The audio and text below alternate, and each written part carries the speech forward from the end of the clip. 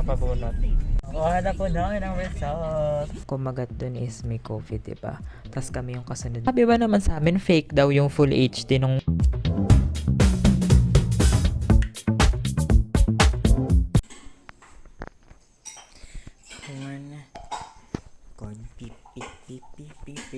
Punta kami kay doktora sa dentist.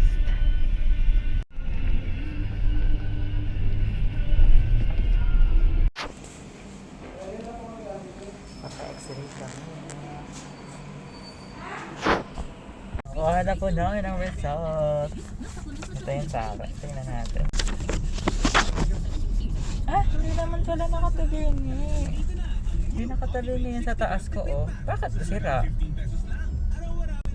Weird. Pabalik kami kay dentist. Malamig. Balik kami kay doc. Pagbibigay namin pa. Sa dentist. Ito yung tsura ng aking ngipin. Ito yung papabunot ko. Hindi siya sira. Saka ito. Saka ito, yan. Kasi wala na siyang natira.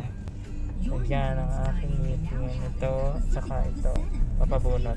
Tingnan natin kung magkano. Ito yung dentist namin sa Valley Clinic.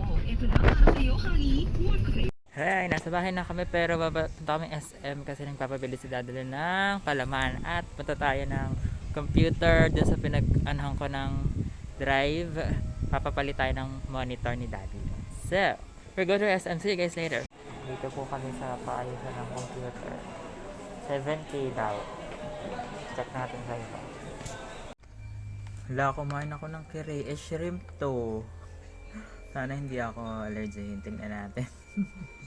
Hello guys, nandito na kami sa bahay. So ayan, tapos na kami mag-SM and kumain kami ng mga inasal, chicken, sarap-sarap. So ayun, kanina nga, di pa pumunta kami ng x-ray or ng dentist. So kailangan kasi i-x-ray yun para ma-check yung ngipin, kung bagang, kung naka-slant pa yung pagtubo ng inyong wisdom tooth. So yun sa akin naman is okay. Hindi siya naka-side view, hindi siya nakapatagilid. So, normal. Siguro para sa akin, normal na bunot lang yung gagawin. Kaso nga lang, sira-sira na yung dulo ko, yung mismong wisdom tooth. Hindi ko alam kung bakit nasira siya. Pero sobrang pangit na niya and nararamdaman ko na parang sira-sira talaga yung itsura niya. Pero dun sa yung kalahati lang yung sira sa x-ray, kalahati lang yung makikita niya, parang malabo siya ng konti. Kalahati lang yung sira niya, hindi buong ngipin. Kaso, pangit pa din, diba? So, papatanggal ko na lang rin. Kasi libre naman may card naman ako. Yun pa pala, hindi pa pala sure kung covered ba siya ng HMO card ko. So, tapos yung nga lang kay Princess, kasi nakatabingin talaga, same lang sa akin dati. Kasi nagpabunot na rin ako dito rin sa dentist namin. And magaling naman magbunot itong dentist namin, si dentist Doc sa San Mateo Valley. So, yan, taga-bunot siya kasi yung family nila is for dentist and siya yung only boy. So, siya yung nagbubunot pag sa mga bunot, siya yung taga-bunot sa mga cleaning. Yung isa naman yung kapatid niyang girl, tsaka yung nanay niya. So, ayun. So, yun. Grabe yung x-ray. Hindi kasi kami nagpapa-x-ray, pero ganun din yung mga procedure and kinakabahan ako kasi parang hindi siya safe na pang COVID kasi kakagatin mo yung plastic. May parang kakagatin ka, ganyan. Tapos may iikot sa inyo na hindi ko syempre nakita kasi nakapikit, bawal kang mamulat, baka mabulog ka. So parang may iikot na machine, ramdam mo naman yun tapos pipicturean yung buong parang 360 ganyan, iikot siyang ganyan. Tapos naimik ang galing nga kasi naimik yung machine. So, kakaiba, high-tech na. 1,100 yung bayad sa x-ray. Mahal-mahal. So, nakuha agad namin, wala pang 5 minutes. And then, binigay na namin kay dentist, kay doctor. Kaso nga lang wala dun si Doc, kaya babalik na lang kami bukas. Kung pwede ako, kasi may pasok ako sasama ako. Pero kung hindi, si Princess na lang. So, yun lang. yun feeling ko hindi siya safe sa COVID kasi syempre paano pag yung may kumagat din sa ano, although may plastic naman, pero paano pag yung kumagat dun is may COVID, diba? Tas kami yung kasunod na customer, tas kakagating kami, edi nahawa kami din sa kinakagatan na ano, na something. So, ayun, sana naman negative, sana hindi kami sana walang COVID doon. So, feeling ko naman nililinis naman nila kasi ang daming staff eh. Feeling ko nga overstaff sila kasi ang dami nila doon. So, yun, doon kami sa Apolinar um, then clinic ba yun? Para basta maliit lang siya pero okay naman, maayos naman yung office. So, ayun, din lang. And tingnan natin kung kailan kami magpapabunot ni Princess and kung magkano ba, update namin kayo. So, yun naman po for today. And may pasok na naman bukas. So, see you again tomorrow. Bye! Rice ba yan? Anong rice yan? Panda? Hindi naman green. Akala ko green. Pag niluto nga, baka mabili. Pandan rin. Mabalik na po kami ng dentist. Malalaman na naman ang Presuhan. presyo sa kanyang Katotohanan sa akin, pre. bunot. May pasok na ako ngayon. Tatakas lang ako. Sige, bye.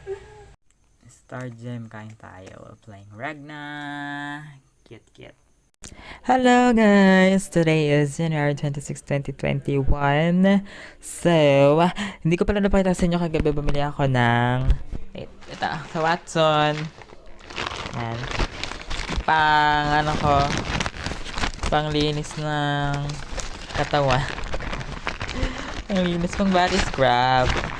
So, ito, Milk Avon. Wala na kasi ako nito, hindi na ako nakakagamit.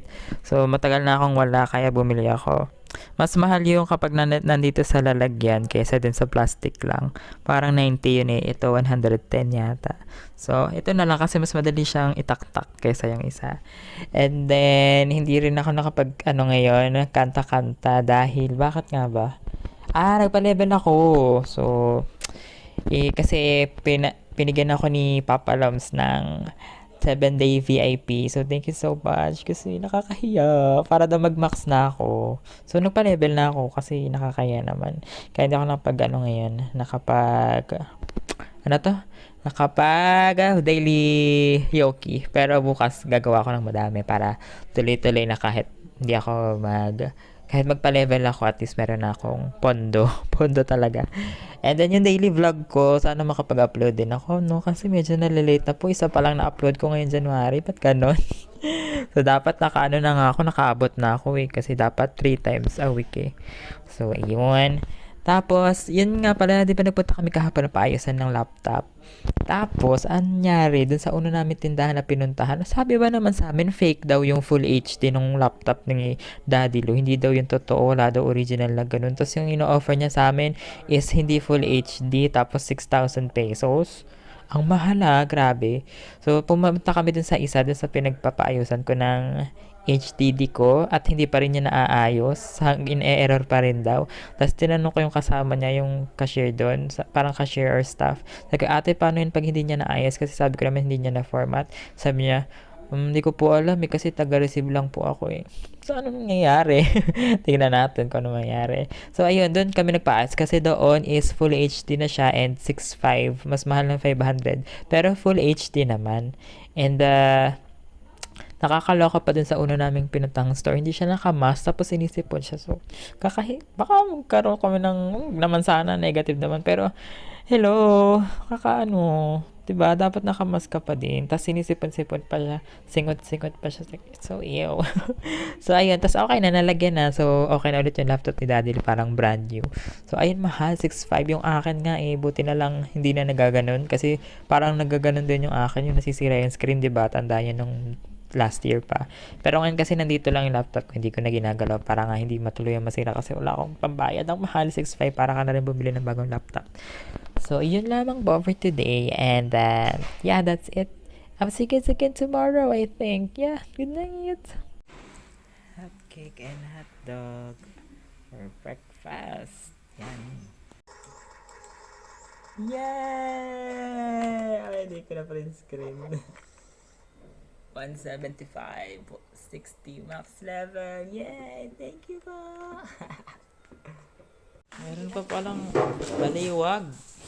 Kahapon ano. Hello guys. So, ayan. 175 na ako sa Ragnarok. Grabe, ngayon na ako max level. Kasi naman nakakatawa talaga pa-level. Hindi naman kasi paulit-ulit lang siya. Tapos naantok talaga ako kaya. Pag nagpapa-level ako, it's either may ginagawa akong iba pa. Or nanonood ako. Or basta pag kasi paulit-ulit siya sa screen, boring. It's so boring. Kaya wala naman akong choice, wala naman pwede ko laruin, diba?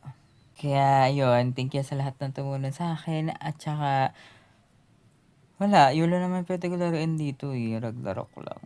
So, sa phone, isipin ko pa kung ano mga pwedeng matry na. Ayan. Kaya ba, ano mga games nilalaro nyo dyan sa inyo? Baka naman pwede nyo i-share para matry ko din.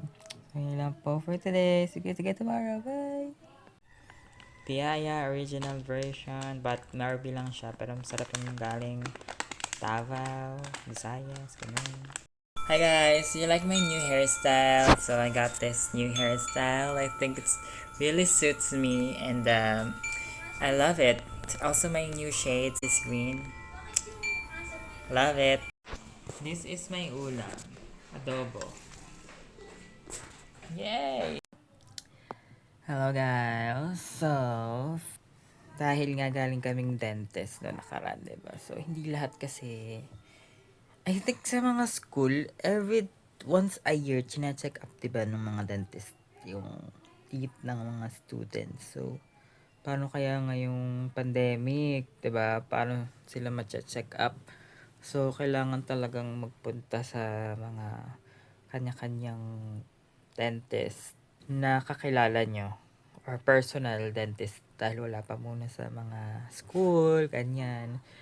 Kasi very important talaga na yan, lalo na pag mga growing up, mga bata, kasi hindi mo syempre mamonitor yan yung pag nasa school sila, hindi mo lagi sila kasama, so hindi mo mamonitor yung kinakain. Pero ngayon naman, nandito naman tayo sa bahay. So, mamamonitor talagang wag nyo masyado pakainin ng mga sweets, ganyan. Kasi, feeling ko nung bata ako, mahilig ako sa sweets. Tapos, hindi naman kami, wala namang masyadong, ano, hindi masyadong mahigpit yung mga magulang namin sa mga kinakain namin siguro. Kaya, yung teeth ko hindi rin ganun kaganda. Tsaka, siguro nasa ano rin yung iba, sa genes din. Kasi, yung iba talaga ang ganda ng ngipin. Alam mo yun yung hindi na kailangan ng brace, yung natural na maputi, tas straight. Eh, ayun talaga, ang makakainggit. Pero yun nga, you can't have it all. Para sa akin naman, as long as, ano naman siya, healthy, kahit hindi ganun kaputi. Alam mo yun, yung katulad sa akin, hindi masyado maputi, pero may yellow. Pero, as long as nakakakain ka naman, eh, hindi naman siya nabubulok, kanya na maintain naman. At walang mga cavities, yan ang pinakamahalaga. Kasi pag nabawasan talaga ang ngipin nyo ng isa or dalawa, tuloy-tuloy na yun eh. Pag kunwari dito, nasira yung isa, hindi nyo pinaayos, hihiga na yung iba, hihiga. And then, pag nakahiga na yung ngipin, ang mangyayari, di-deform, maano siya, papangat yung position, tapos magkakaroon ng mga problems at masisira din siya. So, yan, very important talaga ang oral health. Kaya, dapat talaga tinututukan yan, lalo na pag mga bata pa. So, yun lang naman po for today. And see you guys again tomorrow. Good night. Hello guys, try natin tong butter shortcake ng Tans kung masarap. Ay, masarap. Parang yung binibili namin kay Mita. Mura lang siya. Mura lang po, masarap. Tikman niyo guys. Watching Jujutsu while playing Ragna. Barbecue. Barbecue. Hello guys. So, Do you also have, dahil nga nagpaano tayo, magpapabunot tayo next week, do you also have like fears? Sige, fears na sa mga dental. Share naman your, your stories. Kasi ako, siguro nakwento ko na to sa vlog ko, syempre, nung 20-something, 2016, mga ganon, or basta matagal na siya. Nagpabulot nga ako dito sa ngipin, and then, ang nangyari, wisdom tooth kasi yun. Mahal kasi pag wisdom tooth. Pero yun naman, covered naman ng card namin. Ay, covered nga ba siya ng card? Parang hindi pa yan covered. Hindi pa siya covered ng card. So, pero kasi, super sakit na. So, pinabunot ko siya. And then, wala pa kasi ang kilala ko lang dentist nun. Yung dentist lang, family dentist namin. Pero hindi kasi siya yung nagbubunot nun. Parang, ni-refer lang rin siya. Kasi hindi nga siya nagbubunot ng wisdom tooth. So, yun. Nung ni-refer siya pero same clinic lang din sa clinic niya. So, yun, binunutan ako, tapos yung pinsan ko kasama ko, si Ate Day, nung binubunot yung ipin, naririnig daw na ganun, natunog-tunog siya, nagka-crack. Kasi nga, ewan ko ba, nilagyan naman ako ng anesthesia, pero sobrang sakit nun, like, so, yun lang naman yung mga experience ko nung, pinaka-worst sa bunot, kasi, naman talaga, hindi naman dapat talaga siya masakit kasi nga may anesthesia. At saka, dati natatakot ako nung wala pa nun. Yung ngayon kasi yung mga anesthesia ngayon high-tech na eh. Dati kasi yung anesthesia pa lang masakit na. Yung tuturukan ka pa lang. Kaya natatakot yung mga bata kasi yung panturok, talaga, ganun. Ngayon may nilalagay na sila na pang-numb, ngip sa gilagid bago siya turukan, kaya hindi mo siya mafe-feel. Dati parang walang ganun, as in diretsong ganun. So yun lang naman yung, kaya pag bubunutan ako, alam ko na hindi naman siya masakit kasi nga may mga ganun na may pinapahid, may ganun, para hindi talaga siya at masakit habang ginagawa. Pero after nun, dun mo palang mararamdaman pag nawala na yung numb. So, kayo ba? Ano yung mga experience niyo sa dentist, sa dental? Nung bata pa kayo, may mga traumatizing ba kayong experience? Comment down below and basahin natin yan kung meron. So, see you guys again tomorrow. Bye! Focus ka. Hatakiku. Hatakiku. Alice, episode 6. Wala na kami si share yata na lang. QB. Tinuloy na namin hanggang episode 3 ko, pinatay ni Mamo kay sarili niya. Siya yung talaga yung witch. Hey guys, so alam mo, very tayo ngayon. Dahil very lucky tayo ngayon dahil yung natin, yung Pilipinas is hindi na siya nalilate pagdating sa oral health. Pag mga may problema sa ngipin, talagang na tayo, parang aware na tayo, pero hindi kasi siya mura. Kaya yung iba, imbis na ipaayos nila, pinapabunot na lang. Which is, hindi nga dapat kasi. Pero lang if super sirang-sira siya ha. Hindi naman ako dentist, pero yun lang naman yung natutunan ko. Kasi nung dati kasi, yung panahon pa ng mga mama, lola, ganyan natin. Yun sa nanay ko, yun. Dahil nga may mga sira-sira na, imbis na ipaayos, pinabunot na lang lahat. Kaya na lang siya,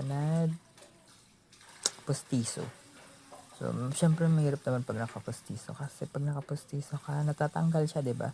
Mahirap siyang kumain ng mga, lalo na pag yung malagkit na tatanggal. So, yun. Kaya, very lucky tayo kasi ngayon, madami ng ways para, tsaka alam nyo, yung ngipin, hindi na siya tutuwa. Kaya ingatan nyo yan, hindi siya katulad ng hair, ng nails, na pag pinutol natin, tutubo pa rin sila. Ang ngipin nyo, kung ano na yan, yan na yun. Pag isang beses lang yan, nung bata lang tayo, di ba? Pagkabunot, tas tutubo. Yung baby tooth, tinatawag. Di ba? After nun, pag after mga 10 years old, pataas ka na. Hindi ko alam yung sure yung age, pero after nun, hindi na yan tutubo. Pag nabunot siya, wala na. Forever ka nang walang ngipin.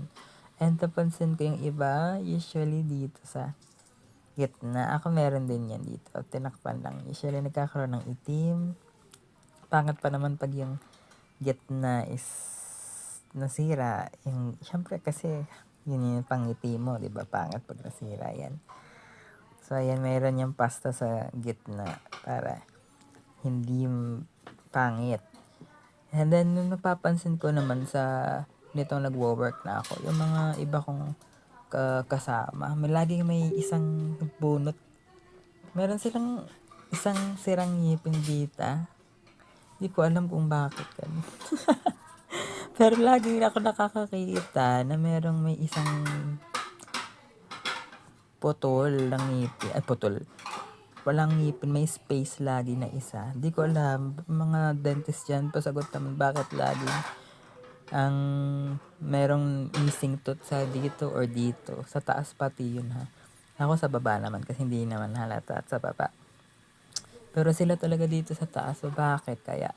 And siguro kung hindi ako nakabrace, siguro meron na rin akong ganun kasi hindi ako magiging aware sa kinakain ko. Kakain lang ako ng kakain ng matigas, ang gusto ko. Kakain lang ako ng kakain ng kahit ano, kahit matigas pa yan or mga apple, kaganon ko. Yung ngipin ko pa naman, very brittle. Hindi naman brittle, pero feeling ko hindi siya ganun ka-strong. Kaya, kailangan ko siyang alagaan, protektahan. And kung hindi ako nakabrace siguro, nasira na rin siguro yung ngipin ko. Kaya, I'm very, very lucky na naging ako, aware ako sa mga kinakain. Siguro kahit matanggal na yung brace, ganun pa din ako. Hindi ako kakain ng matitigas, mahirap. Yung mga crunchy, yan yung nagpapasira sa ngipin natin. Yung mga crunchy na gustong gusto natin kainin pag pumuputok. Ganun. So, yun lang naman. And I think, yeah, very important ang oral health. Kaya guys, ingatan nyo ang inyong mga ngipin dahil once it breaks, it will never be, pwede siyang ma-repair pero hindi na siya ganun kasi tibay katulad dati at magastos. Kaya ingatan natin ang mga ngipin natin guys. So, yun lamang po for today. Sige, tomorrow. Bye! Kain tayo, puto. Puto. Breakfast. Hi guys, 2 weeks na and look at my pimple. It's all dry na and it did not have any marks. Hindi ganun kaitim and everything. Dito, maliliit na lang talaga pero wala na yung malalaki at saka tuyo na sila. Wala na ring bago. So, ayan, di ba kumain ako ng ng kirey. Ayan, namula-mula na naman yung mukha ko.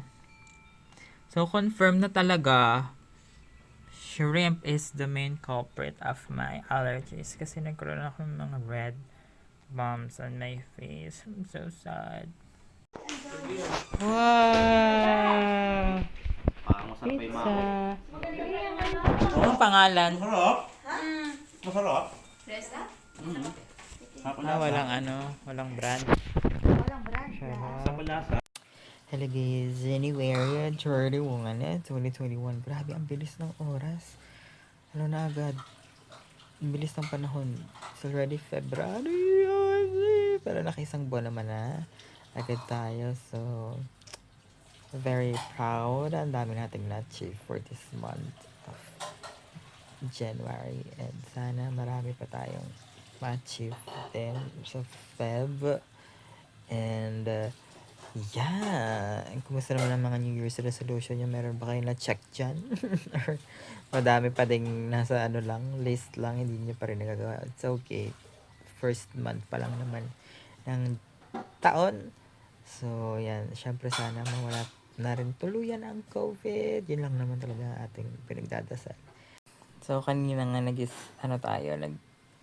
kanina meron lang akong pula-pula sa mukha. But it's okay, mawawala din yan yung allergies natin. And kaya naman ako nag-start mag-vlog ng food is para nga malaman natin yung mga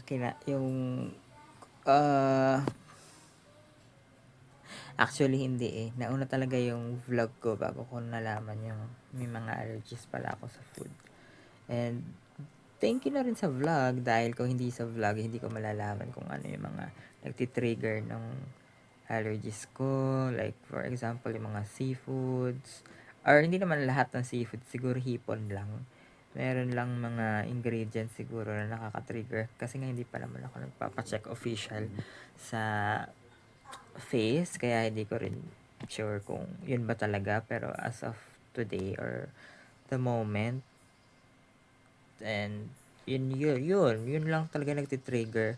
Pero mawawala din naman yun, bumps lang naman siya. And hindi naman marami makoconsume mo. Mga lang, konti lang ng amount, mawawala din naman agad yun. Sana may gamot na gano'n no, yung mga allergy. Sana maka-invento sila ng isang capsule or mga anything na gamot na talagang mawawala sa katawan natin yung allergies. Yung hindi lang siya temporary, forever na siya mawala. Sana maka-invento ng mga ganong gamot. And yeah, good luck sa ating lahat for February. Ano ba mga abangan? Siyempre Valentine's, ano pa ba? Chinese New Year, and many more. So yeah, see you guys again tomorrow. February na. Good night. Ang kabusesan ng kabataan dapat napakikinggan. Magkano pa yung ulan? Today is the day. Cost 8,000 to 15,000.